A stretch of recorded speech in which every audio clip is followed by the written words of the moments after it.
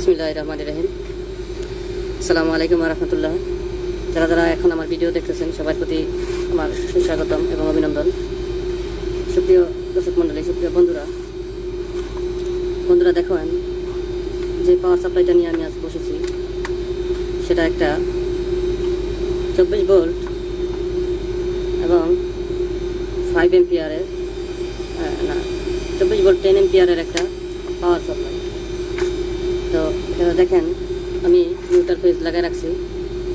এখন পাওয়ার দিলে একটা লোড নেয়, লোড নেওয়ার পর কোনো আউটপুটে কোনো ভোল্টেজ দেয় না এবং ইন্ডিকেটরও ধরে না। দেখেন লাইন দেওয়া আছে, এই যে দেখেন 239 ভোল্ট ইনপুটে ঠিকই আছে, কিন্তু আউটপুটে কোনো ভোল্টেজ নাই, জিরো, কোনো ভোল্টেজ নাই আউটপুটে। তো এটারই কাজ করবো আজকে।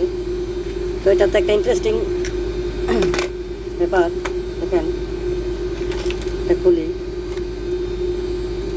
যেহেতু লোড নিছে পাওয়ার সাপ্লাইটাতে ক্যাপাসিটার অবশ্যই চার্জ হয়েছে এবং ক্যাপাসিটার পর্যন্ত আমি কাজের জন্য ভিডিওটা যেন শর্ট ছোটো হয় এই জন্য আমি কী করছি, সব কিছু খুলে রাখছি আগেই। দেখেন এখানে ভোল্টেজ জমা হয়ে আছে এখনো, দেখেন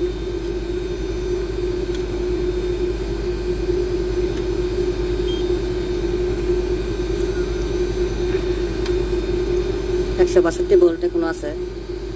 তো এই অবস্থায় সবগুলো স্ক্রু আমি আগেই খুলে রাখছি, খুলতে গেলে অনেক সময় লাগবে এই জন্য। তো এটাকে আমি সাবধানের সাথে বের করার চেষ্টা করি, যেহেতু ক্যাপাসিটার চার্জ হয়ে আছে। এখন এটাকে আমি একটু ডিসচার্জ করে নিই এই জায়গা থেকে।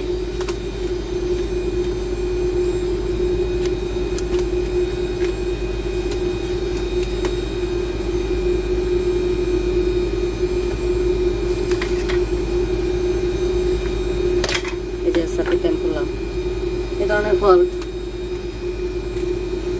এটা কিন্তু পাওয়ার সাইডে কোনো ফল্ট না।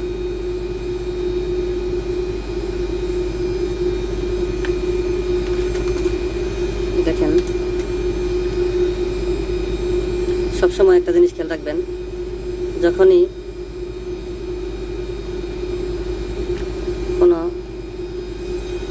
পাওয়ার সাপ্লাই করবেন ক্যাপাসিটারে যদি চার্জ হয়ে থাকে এটা অবশ্যই ডিসচার্জ করে নেবেন, না হলে কিন্তু মারাত্মক শর্ট খাবেন। তো দেখেন পাওয়ার সাপ্লাইটা এদিক থেকে লাইন যাওয়ার পর এই জায়গায় একটা ইন্ডাক্টর আছে, এ পর্যন্ত এই ফিউজটা এই জায়গায় আসছে। এই যে দেখেন প্রত্যেকটা লাইন দেখাই দিচ্ছি, যেহেতু ক্যাপাসিটার পর্যন্ত চার্জ গেছে। এই ইনপুট সাইডে কোনো সমস্যা নেই, আমি শর্টকাটে আমি আপনাদের দেখানোর চেষ্টা করি। পাওয়ার সাইডে কোনো সমস্যা নাই এবং ট্রানজিস্টার যে দিকটা আছে 13009 এদিকটাও সমস্যা নাই। যদি সমস্যা থাকতো তাহলে ফিউজ কেটে যেত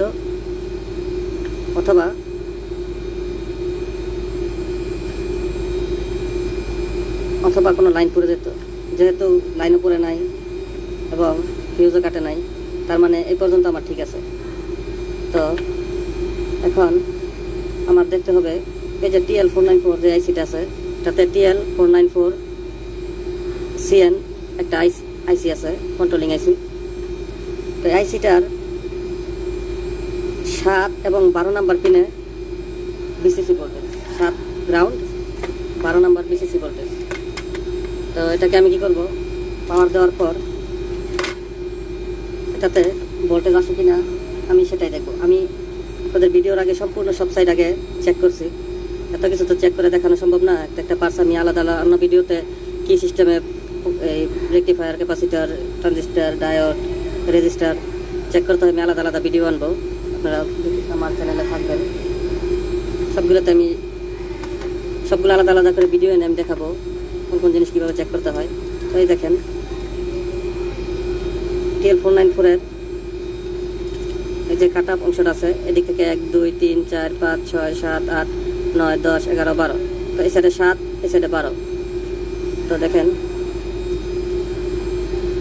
এই 7 এবং এই জায়গায় হলো 12,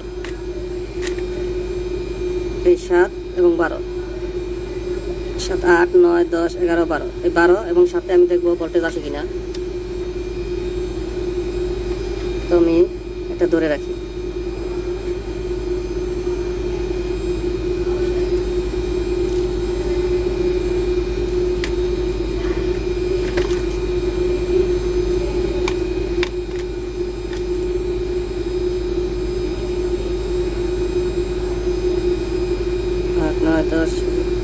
নয় দশ 11 12, এই 12 নম্বর পিনে আপনারা মিটারে খেয়াল রাখবেন। পাওয়ার দেওয়ার সাথে সাথে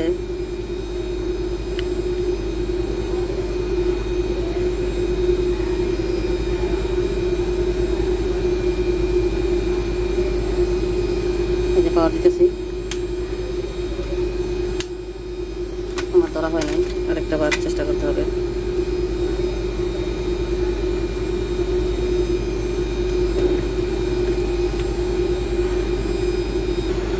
দেখেন আমি পাওয়ার দিচ্ছি, মিটার দিকে লক্ষ্য রাখবেন। মিটারে কিন্তু একটা বাড়ি দিয়েছে, 3.5 ভোল্টের একটা বাড়ি দিয়েছে, বাড়ি দিয়ে আবার 0 হয়ে গেছে। এখন এই ভোল্টটা কোন জায়গা থেকে আসতেছে? এই ভোল্টটা আসতেছে এই যে 7 এবং 12, এটা 12.4 বিসিসি ভোল্টেজ। এই জায়গায় 12 15 20 25 40 ভোল্ট পর্যন্ত, 8 ভোল্ট থেকে 25 40 ভোল্ট পর্যন্ত এটা বিসিসি ভোল্টেজ। সর্বনিম্ন 8 ভোল্টেজ, 8 ভোল্টেজের উপরে যদি এটা 40 ভোল্ট, 8 থেকে 40 ভোল্টের ভিতরে যদি এই ক্যাপাসিটারটা এই 12.4 আইসি ভোল্টেজ পায়, তাহলে এই সম্পূর্ণ পাওয়ার সাপ্লাইটা রানিং করা শুরু করে দেবে। এখন এটা যে বিসিসি ভোল্টেজের পাশে কিন্তু একটা এই ক্যাপাসিটার আছে। এই যে ক্যাপাসিটারটা দেখেন, এটা হলো ট্রান্সফরমার ওয়াইন্ডিংয়ের আউটপুটের সাথে একটা ক্যাপাসিটার, এবং এর পাশেই এই যে এই ক্যাপাসিটারটা 7 এবং 12 নাম্বার পিনে গেছে। এই দেখেন এটার গ্রাউন্ডে যদি আমি ধরি, এই 7 নাম্বার পিনে ধরলাম মিটার, দেখবেন এই দেখেন এই 7 নাম্বার পিন এই ক্যাপাসিটারের সাথে কানেক্টেড, এবং এটা পজিটিভ, এর সাথে ধরছে এটা গ্রাউন্ড। 9 10 11 12, এই দেখেন এই রেজিস্টার হয়ে এই জায়গায় ভোল্টেজটা গেছে। এই যে দেখেন এই জায়গা থেকে এই জায়গায়, এই জায়গা থেকে এইভাবে সেইভাবে এসে এই দেখেন এই যে 12 নম্বরে। তো এই ক্যাপাসিটারটা ভোল্টেজ চার্জ করে রাখবে, এটার কাজ হলে ওটা। তো এখন এই ক্যাপাসিটারটায় যদি সব কিছু আপনারা দেখেন ঠিক আছে, তাহলে কি করবেন, এই যে ক্যাপাসিটারটা চেঞ্জ করে দেবেন 7, এবং আমি ড্রয়িং করে দেখাবো কীভাবে এই লাইনটা আসছে। তো দেখেন আমি প্রথমে এই ক্যাপাসিটারটা চেঞ্জ করি।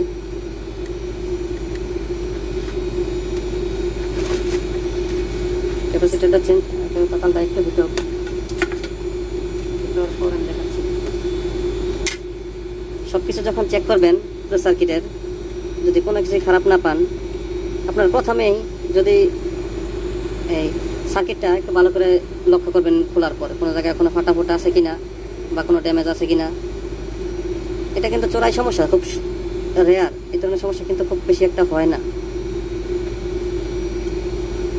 এই ধরনের সমস্যা কিন্তু খুব বেশি একটা যে হয় তেমন না, খুব কম হয়।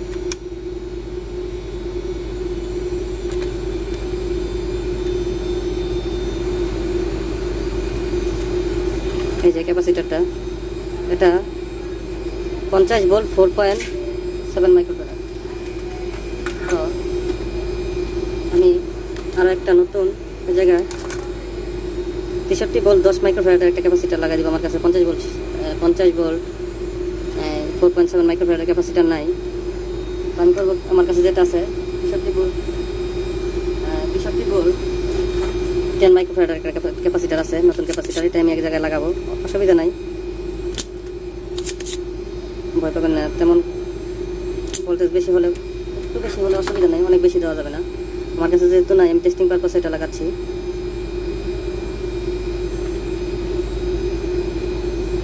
আমি কিন্তু সব আপনাদের সামনে, কোনো ভিডিও কিন্তু পোস্ট করিনি, আমি রানিংয়ে আপনাদের সামনে কাজ করছি। দেখেন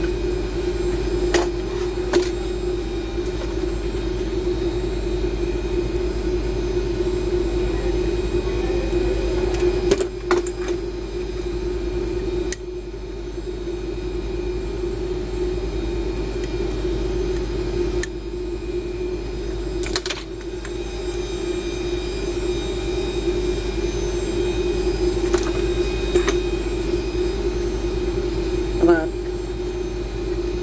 লাগানো কমপ্লিট। এখন এই যে লাগাইছি এখন আরেকটা, তো এখন পাওয়ার দিব, দেখি কি হয়। এই দেখেন ইন্ডিকেটরটা কিন্তু লাগানোর সাথে সাথে চলে আসা পড়ছে। তো আমি দেখি এখন ভোল্টেজ ঠিক আছে কিনা। দেখেন 24 ভোল্ট আমার এই 102 যে বিয়ারটা আছে এটা ঠিক আছে, 24 ভোল্ট পুরোপুরি আছে। এখন এই যে সমস্যাটা হলো, এটা কোন জায়গা থেকে কিভাবে আসে এটা আমি আপনাদের ড্রয়িং করে দেখাই দিই এবং সার্কিটেও দেখাই দিব। কোন জায়গায় কোন মালটা থেকে কীভাবে এই লাইনটা আসে। কোনো জায়গায় যদি কোনো ফল্ট না পান বা TL494 তো আইসি তো আর এভাবে মিটার দিয়ে দেখা সম্ভব না। একটা ভোল্টেজ তো বাড়িয়ে দিছে, তো ভোল্টেজটা ক্যাপাসিটারটা ধরে রাখতে পারতেছে না, তার মাইক্রোফ্যারাড ভালো না, মাইক্রোফ্যারাড ঠিক নেই। এই যে ক্যাপাসিটারটা দেখেন, এটা 4.7 মাইক্রোফ্যারাডের ক্যাপাসিটার, এই মিটার দিয়ে 10 মাইক্রোফ্যারাড পর্যন্ত মাপা যায়। আমি এখন আপনাদের দেখাই, এটা যে খারাপ হয়েছে 10 মাইক্রোফ্যারাডে রেখে ন্যানো ফ্যারাডে আছে। এখন দেখেন কত মাইক্রোফ্যারাড দেখায়, এটা না যেটা লাগাইছি এটা ভালো ছিল, আমি যেটা খুলছি সেটা এখানে না।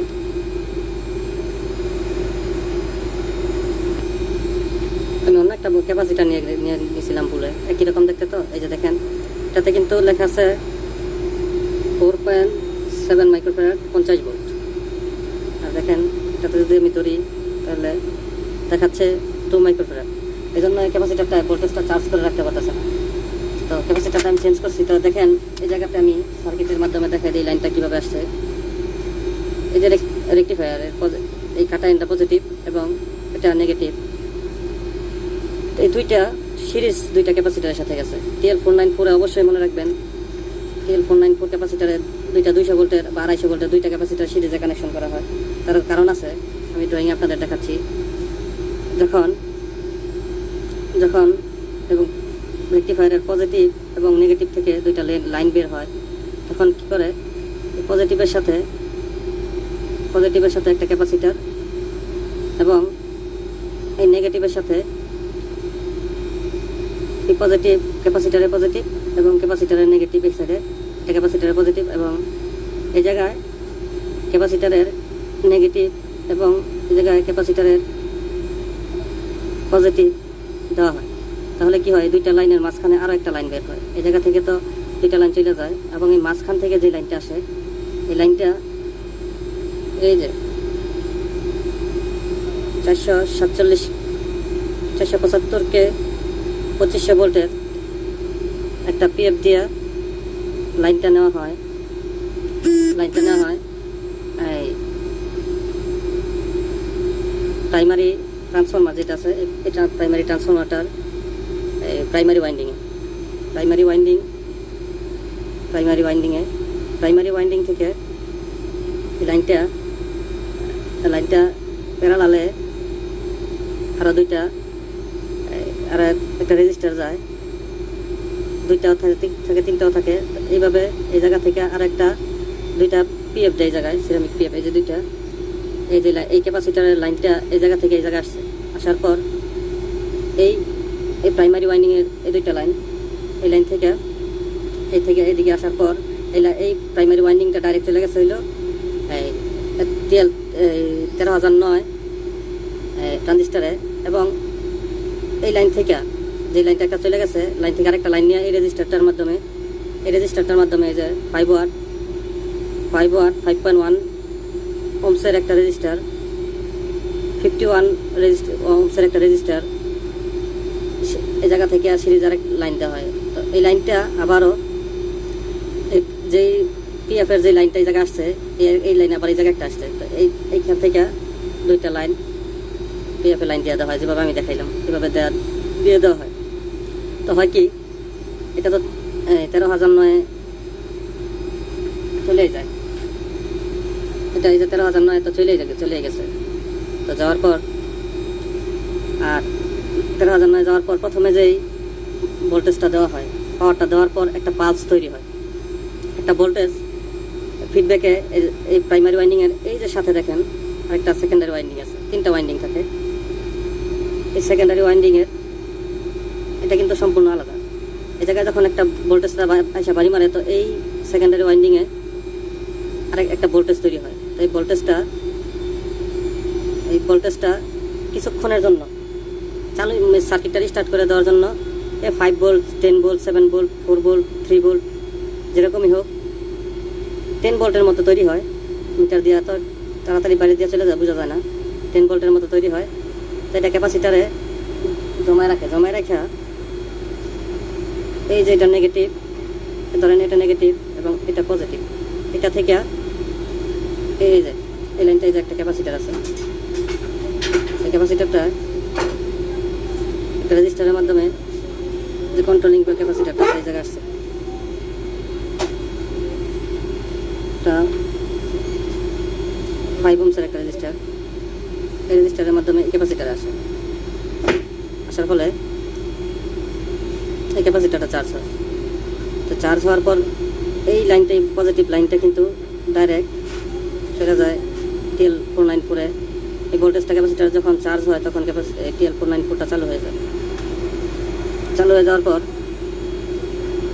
TL494টা চালু হয়ে যাওয়ার পর কন্টিনিউ চলতেই থাকে, এই পালসটা কন্টিনিউ একটানা চলতেই থাকে।